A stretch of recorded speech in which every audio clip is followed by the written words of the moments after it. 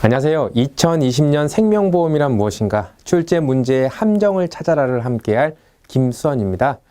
문제를 풀어보시다가 다음 중 보기에서 내용으로 또한 틀린 것은 이렇게 물어보는 문제들이 있는데요. 거기에 해당되는 틀린 지문들을 저희가 좀 모아봤고요. 또한 그 어떤 부분이 틀렸고 또 어떻게 수정하면 올바른 내용인지를 여러분들과 함께 풀어볼 수 있도록 하겠습니다. 총 생명보험은 1편부터 4편까지 구성이 되어 있고요. 지금 보시는 것처럼 먼저 1편 보험 이론 및 윤리 부분부터 보시도록 하겠는데 이 부분 또 분량이 좀 많기 때문에 1, 2로 나눠서 함께 살펴보도록 하겠습니다. 1번입니다. 이탈리아 은행가인 톤티. 이거 중요합니다. 톤티는 사람의 생존율을 연구하였다. 이게 나와 있는데요. 그 생명보험의 역사 중에서 중세 부분을 물어보고 있습니다. 중세의 생명보험 역사. 대표적으로 3명의 인물이 있는데 한 명이 여기 나오고 있는 톤티. 두 번째가 파스칼. 세 번째가 헬리라는 사람입니다. 그렇기 때문에 여러분들이 꼭 기억을 하셔야 되는 게 요 톤티라는 사람은 톤틴 연금. 금하고 상관이 있고요. 여기 생존율은 파스칼이라는 사람하고 연관이 되어 있습니다. 그럼 나머지 아까 한 명 누구라고 했죠? 헨리라는 사람이 있는데요. 이 헨리는 사망표를 작성을 했습니다. 그래서 중세시대의 생명보험의 역사, 그러면 3명을 딱 떠오르셔야 되는데 그중 한 명이 톤티, 그중 한 명이 파스칼, 마지막으로 헨리 이렇게 떠오르시면 될 것 같습니다. 정답 확인해 보면요. 프랑스의 수학자 파스칼이죠. 말씀드렸습니다. 생존율은 파스칼, 헨리가 사망표 이렇게 기억을 하시면 됩니다. 두 번째, 우리나라 상호부조제도인 보는 고려시대 때부터 점차 사라졌다. 이게 나와 있습니다. 상호부조 뭐죠? 공동체에서 소수를 도와주는 것, 서로 돕는 것을 상호부조라고 합니다. 저희 나라 같은 경우에는 대표적으로 2가지가 있는데요. 한 가지가 개가 있고요. 또 다른 한 가지가 여기 나오고 있는 보가 있습니다. 이 개 같은 거는 사만시대 때부터 시작이 됐고요. 흔히 알고 계시죠? 곡식이나 금액 같은 경우를 출염해서 소수에게 주는 것을 개라고 하고 이 보는 불교 사원에서 시작했습니다. 신라시대 때부터 시작돼서 불교 사원에서 자금을 모아서 대부를 한다든지 자선을 했던 사업이 바로 이 보입니다. 그 때문에 신라시대에 넘어가서 또한 불교를 넘어서서 점차 확대되는 것이 특징인데요. 여기 나와 있는 고려시대 때부터 사라졌다. 요 내용이 틀렸습니다. 정답 확인해 보면요. 사라졌다가 아니라 크게 발전했다. 이렇게 암기를 하셔야 됩니다. 아시겠죠? 개하고 보가 있는데 보 하면 신라시대. 두 번째가 불교사원. 요 2가지 키워드를 꼭 또 기억을 하시기 바랍니다. 3번 노인복지, 장애인복지 등은 사회보험의 종류이다. 사회보험 뭐죠? 국가에서 운영하는 사회보장제도 중 하나죠. 나머지 2개 뭐가 있죠? 사회서비스, 공공부조가 있습니다. 여기서 나온 것처럼 요 3가지에서 각 종류를 물어보는 문제들이 자주 출제되고 있는데요. 여기서는 지금 노인복지라든지 장애인복지를 물어보고 있습니다. 그렇기 때문에 요 키워드를 기억을 일단 먼저 하시고요. 사회보험은 뭐가 있죠? 뒤에 땡땡보험 이렇게 들어가 있는 것이 사회보험입니다. 국민연금보험, 국민건강보험, 또 산재보험, 고용보험 등이 있고요. 여기 나와 있는 땡땡 복지는 사회서비스의 종류입니다. 아동복지, 가정복지, 노인복지 등이 있는데요. 그렇기 때문에 여러분들 기억을 하실 때에 뒤에 복지가 들어갔네? 아니면 뒤에 보험이 들어갔네? 요 키워드를 통해서 복지면 뭐라고 말씀드렸죠? 사회 서비스. 그리고 보험이라는 글자가 들어가면 말씀드렸다시피 사회 보험이 되는 겁니다. 해당되는 문제들이 자주 출제되고 있기 때문에 이렇게 키워드 중심으로 암기를 한다면은 틀리실 이유는 없습니다. 자, 4번 문제. 정답 확인해 보면요. 사회보험이 아니라 사회서비스 말씀드렸습니다. 4번 생명보험 자산 운용은 장기적인 투자이므로 유동성은 고려하지 않아도 된다. 나와 있는데요. 생명보험 자산의 특징 4가지가 있죠. 첫 번째가 안정성, 두 번째가 유동성, 여기 나오고 있는 유동성, 세 번째가 수익성, 네 번째가 공익성 이렇게 나오고 있습니다. 중요한 개념입니다. 이 유동성이라는 개념은 다른 말로 하면 이제 환금성이라고 합니다. 환금성. 보험회사가 보험금을 지출할 때에 뭐 소수 금액만 지출하니까 한꺼번에 금액 지출하는 거에 몰릴 수가 있거든요. 그래서 자산을 현금화할 수 있는 정도를 유동성이라고 하는 겁니다. 아시겠죠? 그렇기 때문에 이 유동성은 고려하지 않아도 된다. 이 내용이 틀린 것이기 때문에 정답 바로 확인하면요. 고려하지 않아도 된다가 아니라 고려해야 되는 것이 맞습니다. 아시겠죠? 유동성을 고려해야 된다. 왜냐하면 즉시 현금화할 수 있는 단기 채권 같은 것을 확보하는 것이 굉장히 중요하기 때문입니다. 아시겠죠? 5번 보도록 하겠습니다. 우리나라는 급속히 고령화가 진행됨에 따라 노후에 대한 준비가 충분하지 못하였으므로 여기 뭐 틀린 내용이 없습니다. 그 결과 2017년 기준 우리나라의 고령화율 조금 어색한데요. 43.8%로 OECD 국가 중 가장 높은 수준을 보이고 있다. 이게 나오고 있는데요. 이 문제는 대표적으로 가로넣기 문제입니다.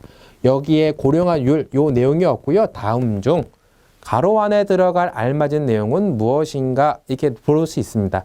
뚝 읽으면 이 고령화율이 어색하진 않으면서 조금 이상한데요. 정답 확인해 보면요. 고령화율이 아니라 노인 빈곤율입니다. 이 문제가 나왔지만 사실 이 내용 중에서 더 중요한 내용은 이 고령화율입니다. 인구 구조를 설명을 할 때에 그 전체 인구 중에서 65세 이상 인구가 얼마만큼 차지하고 있느냐에 따라서 인구 구조, 부르는 사회 형태가 달라지게 되는데요. 저희가 흔히 65세 이상 인구가 7% 이상일 경우 고령화 사회. 적어 놓겠습니다. 고령화. 그리고 14% 이상일 경우 고령사회, 고령사회. 그리고 20% 이상일 경우 많죠. 이때를 앞에다가 초자를 붙여서 초고령사회 이렇게 나오게 됩니다. 이 해당되는 내용은 뭐 단독 지문으로 나올 수 있는데 또한 계산하는 문제가 나올 수 있습니다.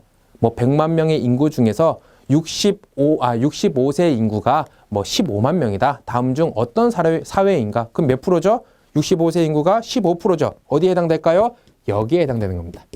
이런 식으로 나오는 문제도 있기 때문에 노인 빈곤율뿐만 아니라 더 중요한 고령화율 이 부분도 여러분들께서 숙지하시기 바랍니다. 6번 자본시장법이 시행됨에 따라 자본시장법이 뭐죠? 지금 어떻게 또 부르고 있죠? 자본시장과 금융투자업에 관한 법률 이렇게 더 부르고 있습니다. 새로운 금융상품의 출시가 줄어들고 있다. 어색하네요. 확인해 볼까요? 줄어들고 있다가 아니라 계속 출시되고 있다. 자본시장법을 함에 따라서 기존에 가지고 있던 금융시장의 그 상벽을 허물고 그 다양한 금융상품을 팔 수 있도록 겸용을 허용한다든지 포괄적인 자유규제로 인해서 많은 다양한 상품들을 금융기관에서 팔 수가 있게 되었습니다. 그 때문에 여기 나오고 있는 줄어들다가 아니고요. 계속 출시되고 있다. 점점 늘어나고 있다. 이렇게 해석하는 것이 올바른 정답이 되겠습니다. 7번 동질의 위험을 가진 가입자 수가 많아질수록 중요합니다. 그 보험단체의 안정성은 낮아지게 된다. 이게 나와 있는데요. 보험의 기본 원리 세 가지가 있죠. 대수의 법칙, 수지상등의 원칙, 생명표 이렇게 나와 있습니다. 그 중에서 여기서는 대수의 법칙을 얘기하고 있습니다. 대수의 법칙. 이것은 뭐냐면은 관찰 횟수를 많이 늘리는 겁니다. 어떤 사고가 일어날 것을 한 두 번만 본다고 하면 그 위험률이 한 번은 또 많아질 수도 있고요. 두 번째 봤을 때는 그 위험률이 조금 적어질 수가 있죠. 그래서 제가 표를 그리게 되면 한 번은 했더니 이 위험률이 한 요 정도 되더라. 근데 두 번째 봤더니 한 요 정도 되더라. 그러면 보험회사가 보험료를 책정을 할 때 이 위험률을 따라가지고 책정을 하게 되는데 이때에는 보험료가 엄청 비싸지게 됩니다. 왜냐하면 너무 높으니까요. 근데 또 이때에는 상대적으로 너무 낮아지게 되는 겁니다. 그렇기 때문에 우리가 관찰 횟수를 많이 해서 이것이 어디에 수렴을 하느냐. 봤더니 여기에 수렴을 하더라. 그러면 이렇게 수렴을 하기 때문에 안정적으로 보험료를 산출할 수 있겠구나. 이렇게 설명을 할 수가 있는 겁니다. 그것이 뭐라고요? 바로 대수의 법칙입니다. 그래서 여기서 나오는 거는 안정성이 낮아지게 된다가 틀린 거고요. 정답을 하게 나오게 되면 높아지게 된다. 이 내용이 맞게 되는 것입니다. 확실히 알고 넘어가시기 바랍니다. 8번. 타인을 피보험자로 하는 사망보험의 경우 반드시 그 타인의 구두동의 어색합니다. 벌써 구두동의를 받아야 한다. 정답 확인해 보면요. 구두동의가 아니라 서면동의를 받아야 됩니다. 또는 전자서명, 공인전자서명. 만약에 서면동의를 받지 않은 경우는 이 계약은 어떻게 될까요? 무효가 됩니다. 그래서 이 내용뿐만 아니라 보기에 이런 내용도 나올 수가 있습니다. 타인을 피보험자로 하는 또한 그 사망을 보장하는 보험에서 서면 동의를 받지 않은 경우는 그 계약이 어떻게 될 것이냐. 바로 여기 나오는 무효가 되는 것입니다. 함께 기억해 두시기 바라고요. 구두동의가 틀렸고 서면 동의를 어떻게 반드시 받아야 된다는 거 기억하시기 바랍니다. 9번. 보험회사의 사업 영위를 위해 사업 허가를 승인해 주는 자는 보험계약 관계자에 해당한다. 이렇게 한 문제의 보기로 나온 지문인데요. 보험계약 관계자에 해당하는 인원이 4명이 있죠. 첫 번째 보험회사, 두 번째 보험계약자, 세 번째 보험수익자, 네 번째 피보험자가 있습니다. 그렇기 때문에 이 4가지 종류를 직접적으로 물어보는 경우도 있습니다. 다음 중 보험계약 관계자에 해당하지 않는 것은 이렇게 나오는 경우가 있고요.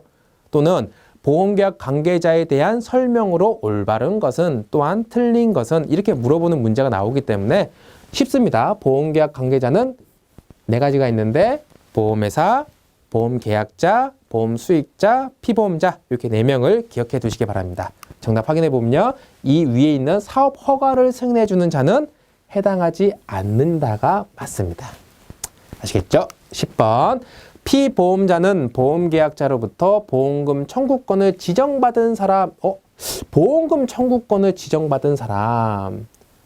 1인이든 2인이든 상관없다. 이렇게 나와 있는데요. 여기서는 틀린 내용이 바로 이 피보험자가 아닙니다.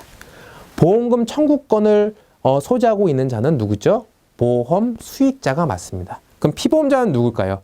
보험사고의 대상이 되는 자입니다.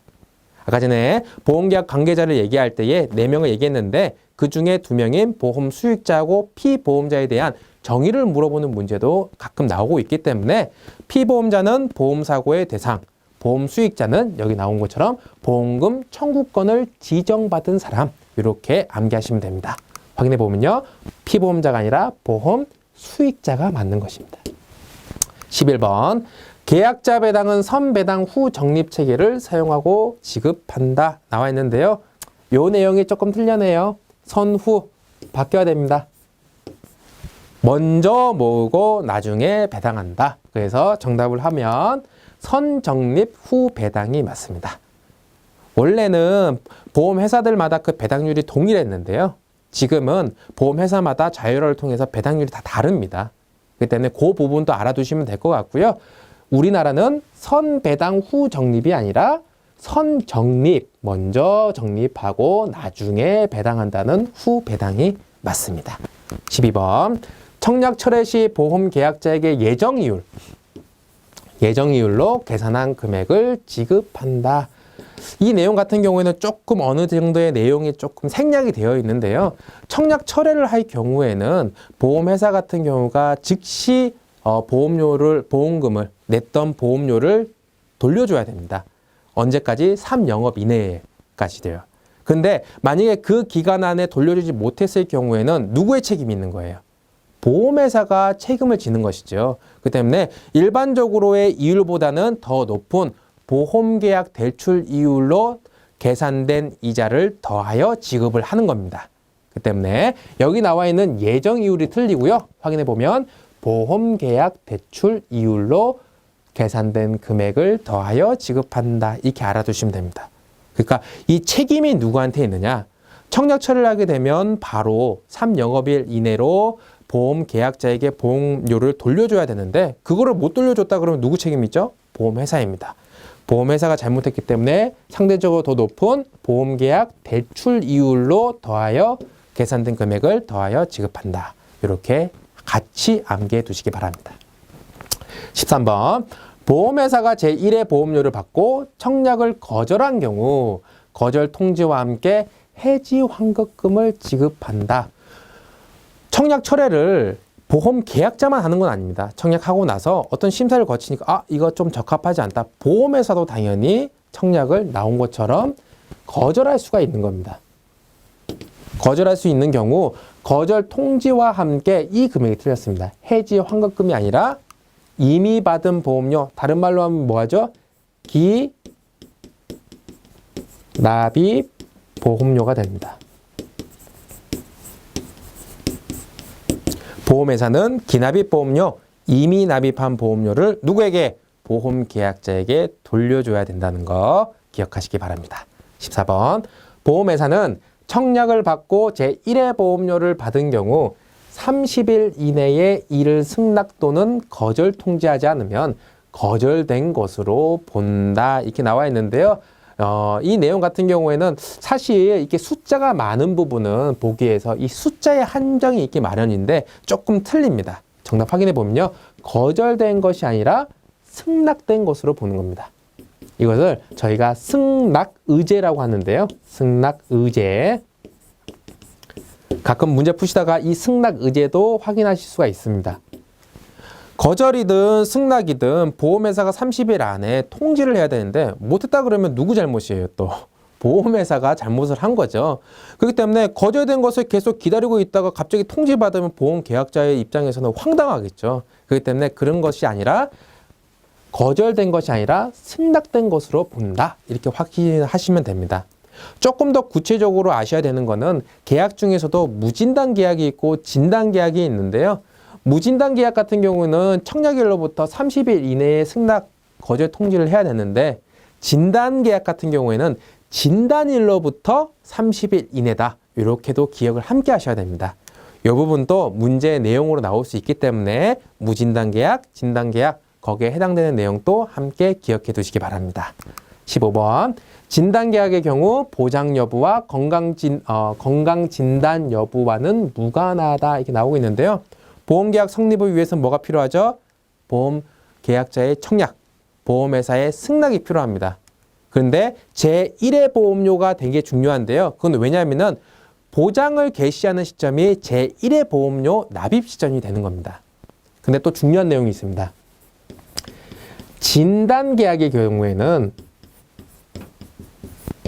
진단일에 따라서 보장일이 달라지게 됩니다. 제가 예를 들어보면요. 만약에 이때 1회 보험료를 납입을 했다고 가상으로 한번 생각해 보겠고요. 이때 진단을 했다고 생각을 하면요. 보장 개시는 원래는 이때부터 하는 것이 맞는데 진단계약 같은 경우에는 이때 시작을 하더라도 요 진단이 이루어진 이 시대부터 바로 요 시점부터 보장이 이루어진다는 겁니다. 그렇기 때문에 요 내용을 딱 보시게 되면 건강진단 여부와 무관하다? 절대 그렇지가 않죠. 정답 확인해 보면 건강진단일에 따라 보장 개시일이 달라진다. 이거를 확실하게 기억해 두시기 바랍니다. 16번 보험을 계약할 당시 피보험자의 나이가 미달되었으나 보험회사가 착오를 발견하였을 때는 이미 계약 나이 만 20세에 도달할 경우 보험계약이 무효가 된다. 자, 누구 착오죠? 보험회사의 착오입니다. 보험회사가 착오를 해서 원래는 그 계약이 무효가 되는 경우가 있는데 보험 계약 시점에서 피보험자의 나이가 부족하거나 아니면 많을 경우에는 그 계약은 무효가 됩니다. 하지만 어릴 때 계약을 했는데 보험회사가 착오를 통해 가지고 그걸 발견하지 못했어요. 발견을 했는데 이미 그 나이에 도달이 됐다. 그럼 이 계약은 어떻게 될까요? 무효가 아니라 정답을 확인하게 되면 유효한 계약으로 본다는 겁니다. 왜? 이미 피보험자는 그 보험 나이에 도달을 했기 때문에. 누구 잘못으로? 보험회사가 착오를 했습니다. 그 때문에 그 책임을 피보험자나 보험계약자에 물 수가 없는 겁니다. 이 부분 기억해 두시기 바랍니다.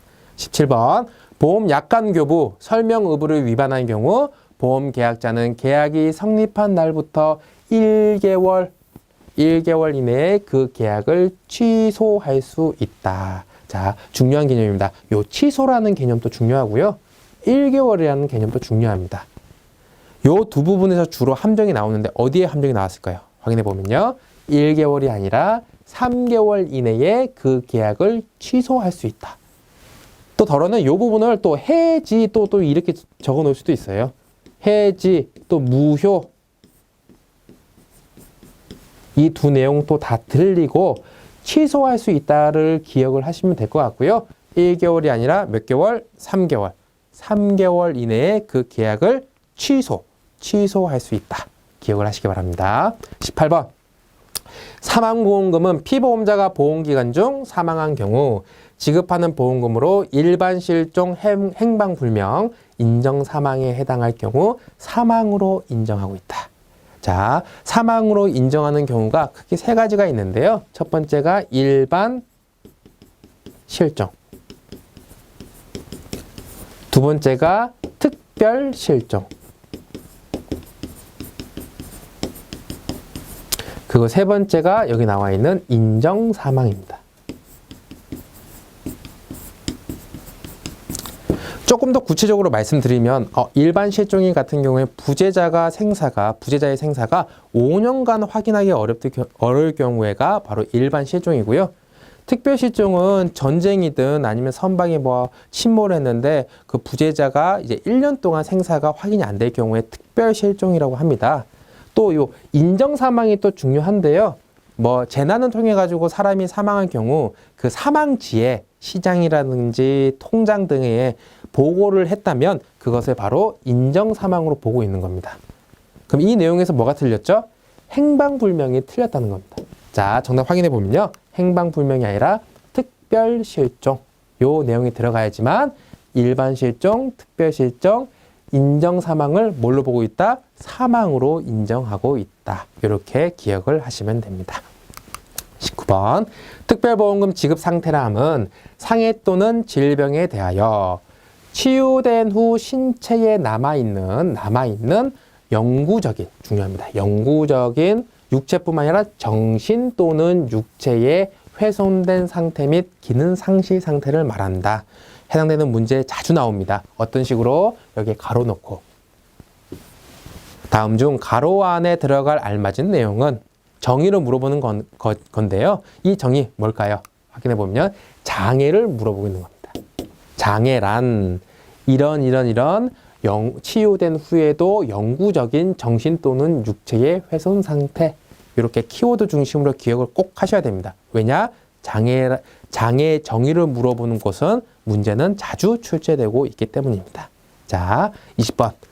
영구히 고정된 증상은 아니지만 치료 종결 한시적으로 나타나는 장애, 한시적 장애라고 말씀드리겠습니다. 먼저 적어 놓겠습니다. 한시적 장애. 글씨 잘 안 나오네요. 그 기간이 5년 이상일 경우 해당 장애 지급률의 15%를 장애 지급률로 한다. 자, 대표적입니다. 숫자가 들어가 있는 내용 어디에 함정이 있을까요? 맞습니다. 숫자에 함정이 있습니다. 기억하셔야 되는 건 5년은 맞습니다. 5년은 맞고요. 여기 15%, 요 15%가 틀렸는데요. 정답 확인해 보면요. 15%가 아니라 20%가 되는 겁니다. 그래서 여러분들 기억을 하실 때 한시적인 장애 5년 이상 20% 요거를 같이 기억을 하셔야 됩니다. 함정으로 약간 라임이 맞죠? 5년 15% 이렇게 해가지고 함정에 빠지시면 안 되고요. 5년 20% 뭐가 한시적인 장애가 이렇게 함께 기억을 하시면 됩니다. 자, 이상으로 1편 보험 이론 및 윤리 부분 제1 부분을 보셨고요. 다음 시간에는 이 1편 2 부분을 같이 살펴보도록 하겠습니다. 시청해 주셔서 감사합니다.